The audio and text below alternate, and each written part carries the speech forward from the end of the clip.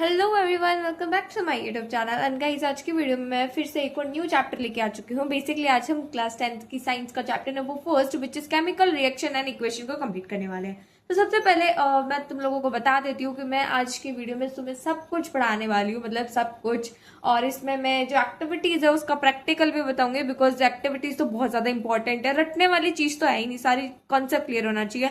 And ये जो तुम पेपर देख रहे हो उसमें हर एक चीज एनसीईआरटी से लिखी हुई है, तो तुम अगर इस वीडियो को लास्ट तक देखते हो, ढंग से समझने की कोशिश करते हो, तो आई गारंटी कि तुम्हारा सब कुछ डाउट क्लियर हो जाएगा। ओके, तो सबसे पहले चैप्टर का नाम पढ़ते हैं, chemical reaction and equation. What is chemical reaction? हम 9th में पढ़ के आए हैं, बट एक बार और रिवीजन कर लेते हैं। जब हम कोई भी दो सब्सटेंस को मिलाते हैं, ठीक है, उनका रिएक्शन करवाते हैं, जो और फिर क्या होता है, नया सब्सटेंस बनता है। दो सब्सटेंस के रिएक्शन से एक नया सब्सटेंस बनता है, उस रिएक्शन को हम केमिकल रिएक्शन बोलते हैं। ठीक है, अब यहाँ पे कुछ हमें पता, इसके कैरेक्टरिस्टिक है, हमें पता कैसे चलेगा कब कोई केमिकल रिएक्शन टेक प्लेस है, तो चेंज इन टेम्परेचर होगा, कलर होगा, इवोल्यूशन ऑफ गैस बनेगी। अब यहाँ पे देखो तुम लोग, कुछ केमिकल है जिसके नेम यहाँ पे दे रखे हैं, जैसे कि HCl और सल्फ्यूरिक एसिड, H2SO4। तुम सब ये सारे देख लेना, जिससे हमें वैलेंसी पता चल जाएगी सबकी, जो कि हमारे आगे फॉर्मूलेज बनाने में हेल्प करेंगे। ठीक है, ना अभी तक तुम लोगों को ना एक बार ये अच्छे से याद करना है, तभी तुम लोग अच्छे से रिएक्शंस वगैरह बना पाओगे। ओके, तो तुम लोग देख लेना।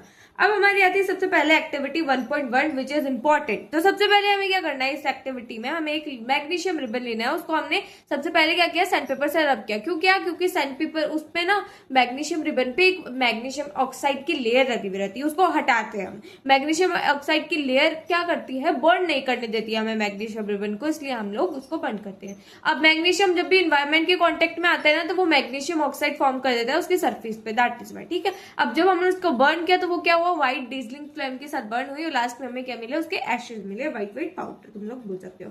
अब हमारी एक्टिविटी आती है 1.2, बट उससे पहले हम पढ़ेंगे chemical equations, balanced equation and unbalanced equation. सबसे पहले बैलेंस्ड इक्वेशन देखते हैं। बैलेंस्ड इक्वेशन क्या होती है, जब भी एटम के साइड दोनों तरफ सेम रहते हैं। ठीक है, अभी देखो, अभी हमने जो मैग्नीशियम रिबन वाली एक्टिविटी देखी, तो हम उसका एक बारी रिएक्शन देख लेते क्या हो रहा है।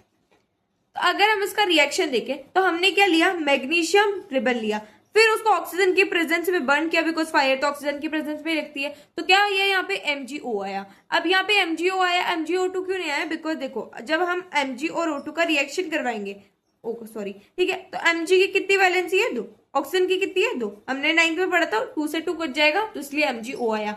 अब देखो बैलेंस इक्वेशन क्या होती है, यहाँ पे ऑक्सीजन के 2 एटम है, यहाँ पे ऑक्सीजन का 1 एटम है, तो अब यहाँ पे ये बुरा मान जाएगा, दोनों साइड इक्वल होनी चाहिए। तो यहाँ पे 2 है, यहाँ पे 1 है, ये तो नाइंसाफी है, तो हमें भी यहाँ पे 2 करना पड़ेगा। बट एक चीज और ध्यान रखना, कभी भी हम यहाँ पे रैंडमली पुट नहीं कर सकते हमें नंबर, हमें इस जगह पे, इस जगह पे, इस जगह पे कुछ ना कुछ पुट करके इक्वल करना पड़ेगा। अब मान लो इस सर्कल पे हमने क्या करा, 2 पुट करा, तो क्या हो गया, हमारे पास में इधर ऑक्सीजन 2 आ गया, और मैग्नीशियम कितना आ गया, 2 आ गया।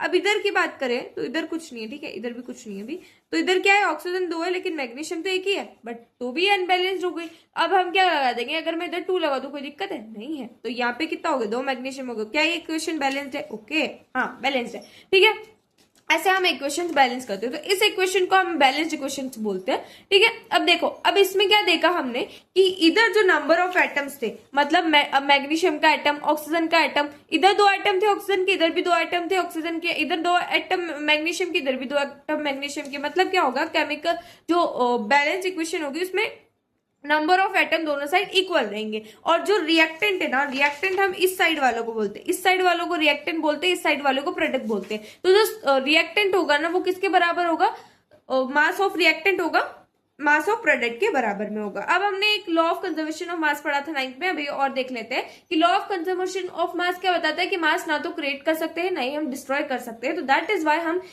जो बैलेंस होती है, हम इस इक्वेशन को बैलेंस करते हैं। ठीक है, अब स्केलेटन इक्वेशन इसके उल्टा मान, तो जो हमारी अनबैलेंस्ड इक्वेशन होती है, जैसे Mg plus O2 equals to MgO, हमने कुछ नहीं लगाया उसके अंदर, तो वो हमारी होती है स्केलेटन इक्वेशन। ओके, अब हम यहाँ पे कुछ बैलेंसिंग वगैरह देख लेते हैं। तो देखो यहाँ पे हमारा सबसे पहले ये वाला, तो ये पहले हम सबसे पहले देखते हैं एक्टिविटी 1.2। ओके, तो अब हम एक्टिविटी 1.2 देखते हैं। इसमें हमें क्या करना है, सबसे पहले लीड नाइट्रेट देखना है, विच इज PbNO32।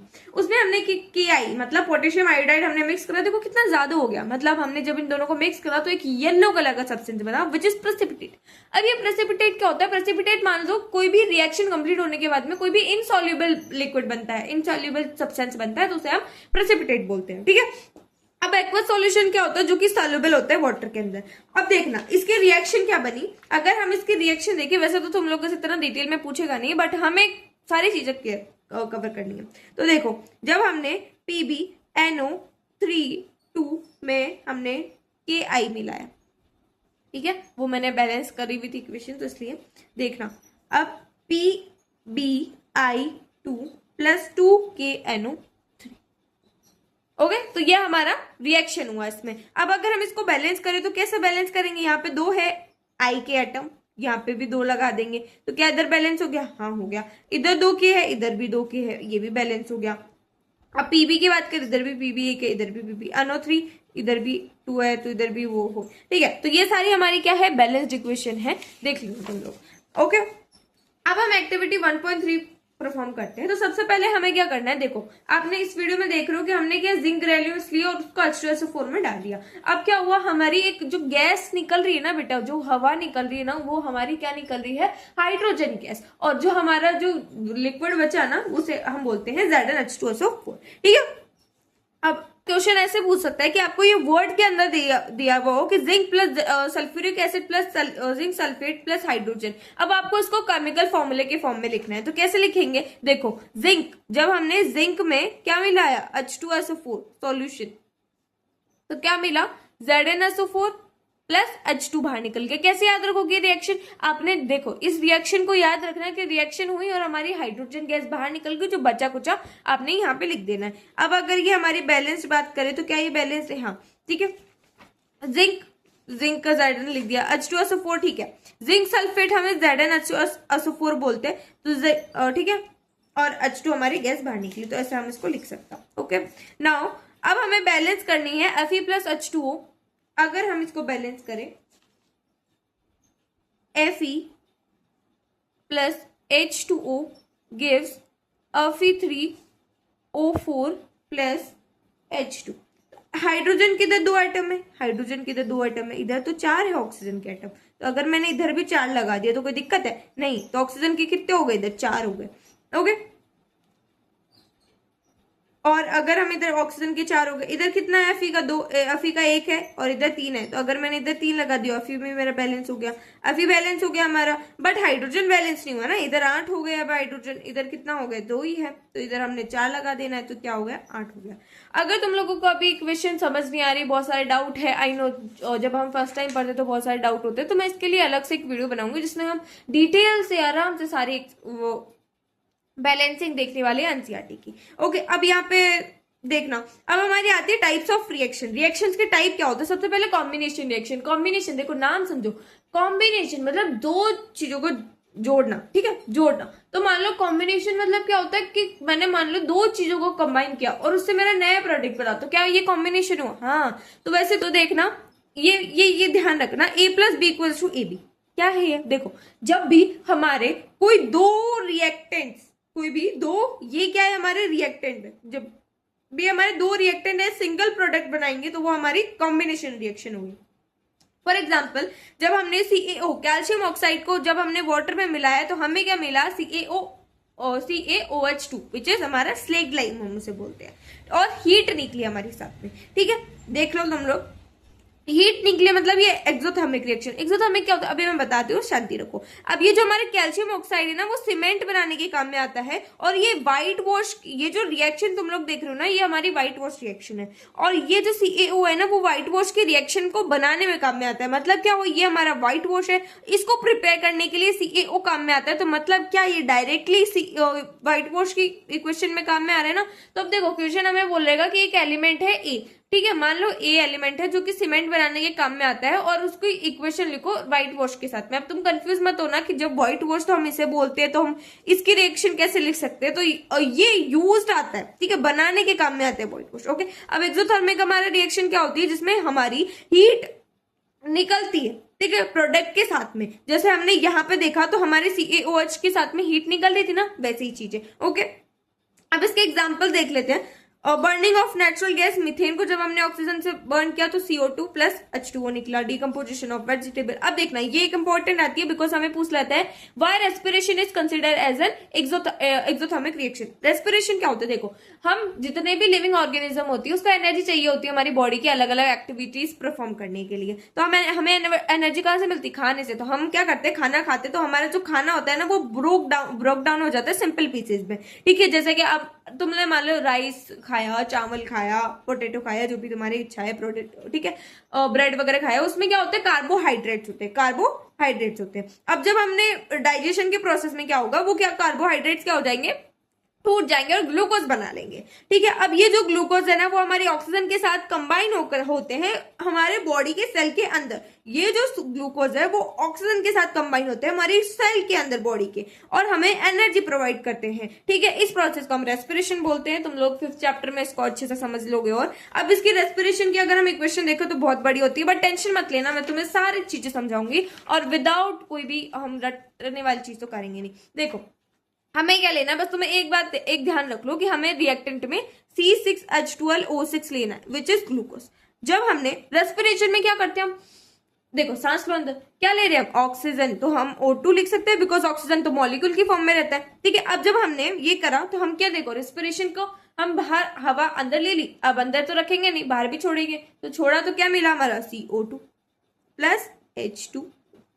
तो क्या ये हमारी रिएक्शन ऐसी है, ठीक है, एनर्जी लिख देना because it is an exothermic reaction, exothermic reaction, energy.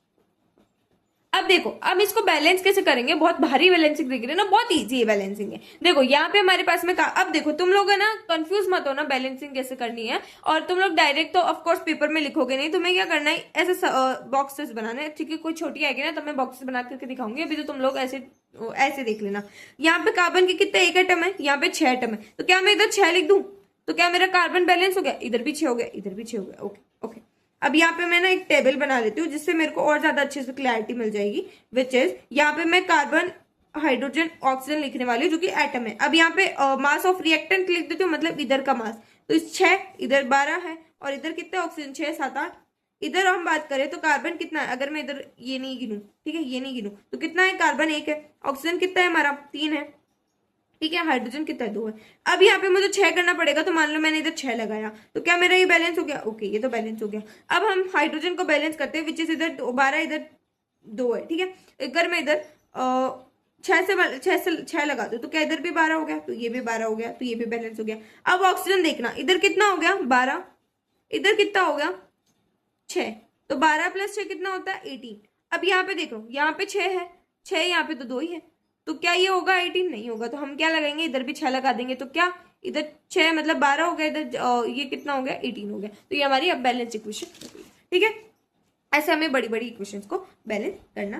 तो अब हमारी कॉम्बिनेशन की रिएक्शन के जस्ट अपोजिट आती है। देखो 2 टाइप की रिएक्शन होती है, कॉम्बिनेशन एंड डिकम्पोजिशन। अब कॉम्बिनेशन में क्या करा हमने, 2 सब्सटेंस को जोड़ करके एक सिंगल प्रोडक्ट बनाया। अब डिकम्पोजिशन मतलब डीकम्पोज होना। ठीक है, अब इमेजिन करना इसका कॉम्बिनेशन का अपोजिट क्या हो सकता है। अब हमने 2 सब रिएक्टेंट जोड़ के एक प्रोडक्ट बनाया, तो इसमें हम क्या कर सकते हैं, 2 प्रोडक्ट को जोड़ के हम एक रिएक्टेंट बना देते हैं। तो क्या ये इसका उल्टा हो गया, हाँ हो गया। तो बस वो ये एक ऐसे रिएक्शन जिसमें एक सिंगल रिएक्टेंट फॉर्म होता है जब हम एक या फिर एक से ज्यादा प्रोडक्ट को मिलाते हैं। ठीक है, अब देखो यहाँ पे एक रिएक्शन है FeSO4 जो तुम लोग देख सकते हो, ये हमारी एक्टिविटी है, एक्टिविटी 1.5 है ये हमारी। तो एक्टिविटी 1.5 में तुम लोग ये रिएक्शन देखोगे, इसमें क्या है, हमें क्या करना है, 2 ग्राम ऑफ फेरस सल्फेट लेना है। तो तुम लोग यहाँ पे देख सकते हो। अब देखो सबसे पहले हमने FeSO4 को जब गर्म किया ना तो Fe3O4 निकला, उसके साथ में पानी, जो तुम लोग छोटे छोटे पानी के ड्रॉप्स भी देख सकते हो इसमें, बिकॉज जो फेरिक होता है ना वो 7.H2O से जुड़ा रहता है। ये तुम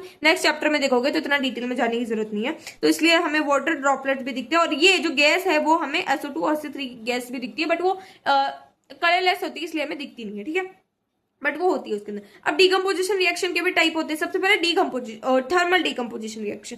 थर्मल डिकम्पोजिशन रिएक्शन क्या होता है, जब भी हम किसी दो प्रोडक्ट को सॉरी एक रिएक्टेंट को जब हम दो प्रोडक्ट में तोड़ते हैं, एक रिएक्टेंट को जब हम दो प्रोडक्ट में तोड़ते हैं, जब हमारे पास हीट सप्लाई होती है, ठीक है। मान लो जब मैंने किसी भी एक एलिमेंट है उसको हीट दी, तो वो क्या करेगा, एक रिएक्टेंट दो प्रोडक्ट में टूट जाएगा, एक रिएक्टेंट दो प्रोडक्ट में टूट रहा है, एक रिएक्टेंट दो प्रोडक्ट में टूट रहा है, वो हमारी डिकम्पोजिशन रिएक्शन होती है, ठीक है। तो हमें क्या करना है, जब भी हीट सप्लाई होगी, उसकी हीट की प्रेजेंस में जब हमारा एक रिएक्टेंट दो प्रोडक्ट की फॉर्म में टूटेगा, तो उसे हमारा थर्मल डिकम्पोजिशन रिएक्शन हम बोलते हैं। जैसे ये इंपॉर्टेंट रिएक्शन है, तो तुम लोग देख लेना, CaCO3 कैल्शियम कार्बोनेट को जब हमने हीट दी तो वो क्या टूटा, CaO plus CO2, calcium oxide plus CO2 में ये टूट गया हमारा। ये क्या है, हमारा लाइमस्टोन है, और ये हमारी क्विकलाइम में, ये भी हम देख के आए। ये बहुत इंपॉर्टेंट है, जब भी तुम्हें CaO या फिर CaCO3 CaOH2 दिख जाए तो मतलब वो रिएक्शन इंपॉर्टेंट होती है। ओके, अब यहाँ पे तुम लोग एक और चीज देखो, यहाँ पे तुम लोग एक्टिविटी देखो 1.6। अब हमने क्या करा, लीड नाइट्रेट लिया, उसको गर्म किया हमने, ठीक है। हमने क्या करा, उसको हीट दी तो हमने क्या देखा कि जो येलो कलर का सब्सटेंस है ना, वो हमारा लीड ऑक्साइड है, और ये जो NO3 है, जो गैस निकल रही है ना, वो हमारी NO3 है, जो कि ब्राउन कलर की है, और O2 कलरलेस है, बस वो निकल रही है, ठीक है, हमें दिख नहीं रही है।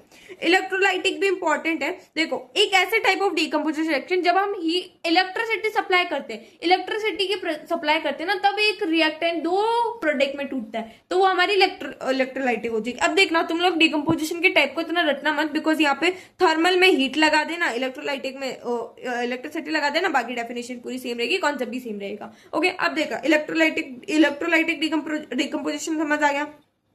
यहाँ पे तुम लोग अगर एक एक्टिविटी देखोगे तो उसमें क्या है, हमें मग लिया है, उसमें हमने क्या करा है, दो टेस्ट ट्यूब उल्टी लगा दी है, ग्रेफाइट लोड लगा दी है, एक साइड एनोड एक साइड कैथोड है, ठीक है। एनोड की साइड से हमारी ऑक्सीजन निकल रही है, कैथोड की साइड से हमारी हाइड्रोजन निकल रही है, इसकी नेमिंग याद रख लेना, और 6 वोल्ट की बैटरी। ओके, अब हमारा आता है, अब हमारी आती है एक और टाइप ऑफ रिएक्शन, विशेष फोटोडाइटिक डिकम्पोजिशन रिएक्शन। ये भी एक डिकम्पोजिशन रिएक्शन की टाइप है, जिसमें हम देखो, फोटोसिंथेसिस किससे होती है, किसकी प्रेजेंस में होती है, सनलाइट की प्रोसेस में, ठीक है। तो जब सनलाइट के प्रेजेंस में एक रिएक्टेंट दो प्रोडक्ट में टूटेगा, तो हमारी फोटोलाइटिक डिकम्पोजिशन होगी। फॉर एग्जांपल, ये थोड़ा इंपॉर्टेंट रिएक्शन है इसकी, AgBr वाली। देखो, अगर हम एक्टिविटी देखें 1.8, तो हमने क्या करा, लगा एक चाइना डिश है, उसमें हमने सिल्वर क्लोराइड डाला सनलाइट की प्रेजेंस में, उसका कलर चेंज हो गया, ठीक है। कलर कैसे चेंज हुआ, व्हाइट से ग्रे में हो गया, ठीक है।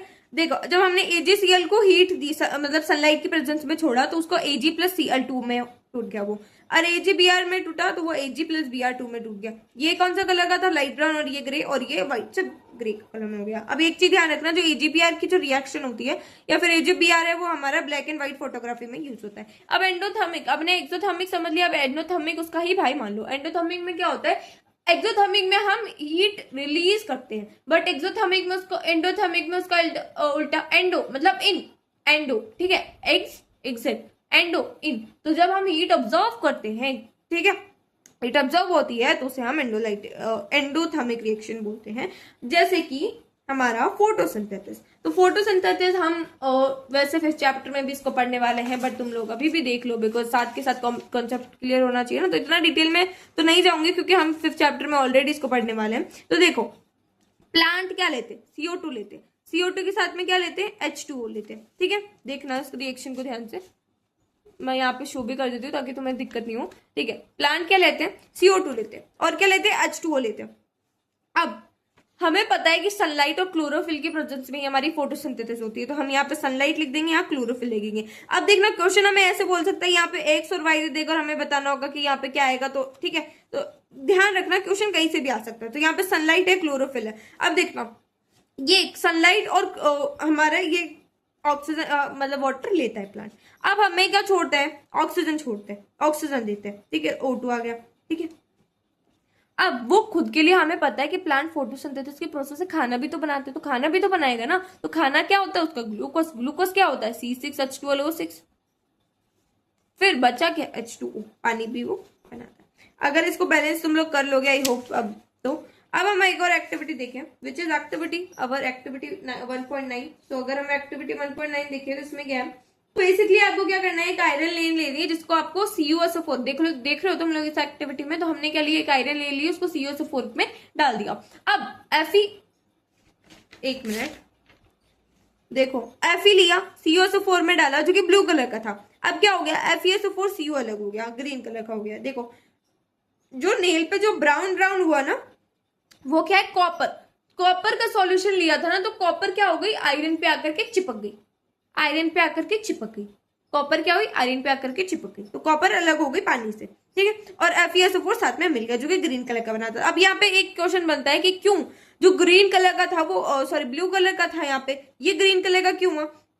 देखो क्योंकि CuSO4 जब Cu था ना, तो Cu क्या कर रहा था, उसको ब्लू कलर दे रहा था। बट अब जब Cu आयन क्या है, हट गया है वहां से लिक्विड से, तो वो क्या करेगा, कलर ही नहीं देगा, कलर चेंज हो जाएगा, ठीक है। अब हमारी डिस्प्लेसमेंट रिएक्शन क्या होती है, जब भी कोई एक हाई रिएक्टिव मेटल दूसरे लेस रिएक्टिव मेटल को डिस्प्लेस कर देता है, तो हमारा वो डिस्प्लेसमेंट रिएक्शन होता है। जैसे अभी हमने ZnH2SO4 का एग्जांपल देखा ना, वैसा ही वो रिएक्शन देखी ना, वैसी। अब देखना तुम लोग यहाँ पर रिएक्टिविटी सीरीज देख लो, जिससे तुम्हें और इजी क्लियर हो जाएगा।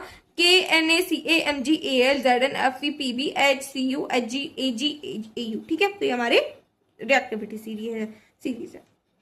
अब देखना ये हमारी आती है PbCuCl2, और ये भी हमारी एक डिस्प्लेसमेंट रिएक्शन है। देखना तुम लोग Cu सबसे वो है, क्या बोलते हैं, Cu बेचारा Cu को सब हटा देते, ठीक है, Cu को सब हटा देते। अब तुम लोग डिस्प्लेसमेंट रिएक्शन याद कैसे करोगे, मान लो तुम दो फ्रेंड्स हो, ठीक है, तुम लोग दो बेस्ट फ्रेंड्स हो, ठीक है। अब एक नई लड़की आती है तुम्हारे ग्रुप के अंदर, तो वो तुम्हारी जो बेस्ट फ्रेंड है ना, उसकी ज्यादा बनने लग जाती है उससे, और तुम्हें अकेला छोड़ देती है। तो बेटा वही हाल हो रहा है हमारा Cu के साथ में, बहुत बुरा हो रहा है। अब हमारा डबल डिस्प्लेसमेंट क्या होता है, जब दोनों एक्सचेंज हो जाते हैं, दोनों एक्सचेंज हो जाते हैं। मान लो तुम दो बेस्ट फ्रेंड थे, दो नई और तुम्हारे ग्रुप में आ गए, अब तुम लोग कितने हो गए, 4 जने हो गए।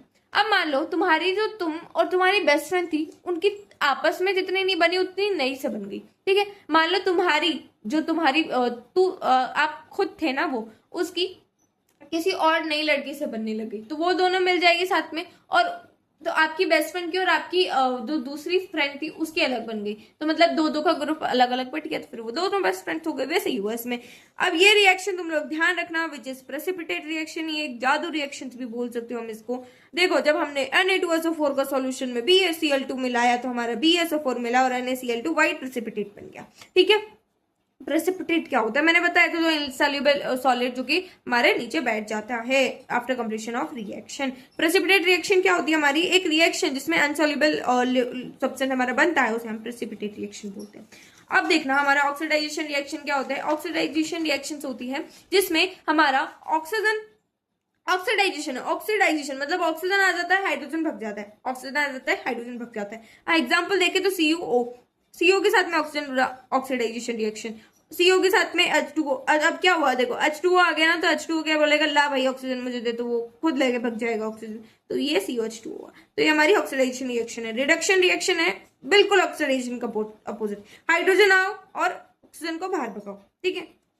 अब रेडॉक्स रिएक्शन क्या होती है, एक रिएक्शन जहाँ पे एक सब्सटेंस ऑक्सीडाइज हो रहा हो, एक रिड्यूस हो रहा हो। जैसे यहाँ पे अगर एक ऑक्सीडाइज हो रहा है, ये रिड्यूस हो रहा है एंड ये ऑक्सीडाइज हो रहा है, ठीक है। एक एग्जांपल देख सकते हो। कोरेजन क्या होता है, देखो कोरेजन मतलब होता है, हम बचपन से पढ़ते आए कि जब भी हम एक मेटल को किसी भी एयर, ह्यूमिड या फिर ऐसे मोस्ट टेम्परेचर में के कांटेक्ट में रख देते थे, वो क्या होता है, ऑक्साइड मतलब खराब होने लग जाता है। खराब क्यों होता है, बिकॉज उसके अंदर वो ऑक्सीजन से रिएक्ट करके ऑक्साइड्स बना लेता है, ऑक्साइड्स की वजह से वो खराब होने लग जाता है। जैसे rusting of iron. Black layer होती है Ag में और ग्रीन लेयर होती है कॉपर में। रेंसिडिटी क्या होती है, रेंसिडिटी मतलब होता है खाना खराब हो जाता है हमारा, जब भी जैसे फैट्स, ऑयल कंटेनिंग फूड्स होते हैं ना हमारे, जब हम उसको बाहर रखते हैं एनवायरमेंट की प्रेजेंस में, तो वो क्या करते हैं, ऑक्सीडाइज हो जाते हैं, इसलिए वो खराब हो जाते हैं, गंदी स्मेल देते हैं। इसलिए हमें इसको रेफ्रिजरेटर में एयरटाइट कंटेनर में रखना चाहिए। और चिप्स को नाइट्रोजन के साथ क्यों पैक करना चाहिए, बिकॉज ये रिप्लेस कर देती है और रिप्लेस कर देती है ऑक्सीजन को, और ऑक्सीजन को रिप्लेस कर देगी तो ऑक्सीडाइजेशन ही नहीं होगा, जिससे हमारा खराब ही नहीं होगा फूड। अब यहाँ पे देखो तुम लोग, ये हमारी है पूरी periodic table. Hydrogen, helium, lithium, beryllium, boron, carbon, nitrogen, oxygen, fluorine, neon, sodium, magnesium, aluminium, silicon, phosphorus, sulphur, chlorine, argon, क्या है, पोटेशियम एंड कैल्शियम। ओके, तो अब हमारा ये चैप्टर कंप्लीट होता है। आई होप आपको सबको ये समझ आया होगा। वैसे ठीक है, मैंने इतना बड़ा लेक्चर नहीं बनाया है, नहीं तो हम और इसको डिटेल में जान सकते थे, बट कोई बात नहीं, आज के लिए इतना ही। मिलते हैं आपसे नेक्स्ट वीडियो में। एंड नेक्स्ट वीडियो में मैं इसकी बैलेंस इक्वेशंस तुम लोगों को अच्छे से अच्छे से समझाने वाली हूँ। हर एक चीज फिर तुम लोग बैलेंस कर पाओगे। फॉर्मूला यूनिट कैसे बनाते हैं वो भी मैं उसमें बताऊंगी, और कुछ हम क्वेश्चंस भी पढ़ेंगे प्रीवियस ईयर क्वेश्चन पेपर, तुम वो वीडियो भी जाकर के देख लेना। वो वीडियो जल्दी आएगी। तो अभी मिलते हैं तुमसे नेक्स्ट वीडियो में। Bye bye. Like share subscribe कर देना, बिकॉज बहुत ज्यादा मेहनत लगती है वीडियोज बनाने में। ओके, एंड गला तो बहुत ज्यादा खराब हो जाता है। तो ठीक है, आई होप आपको ये वीडियो पसंद आई होगी। पसंद आई होगी तो लाइक शेयर सब्सक्राइब कर देना। Bye bye.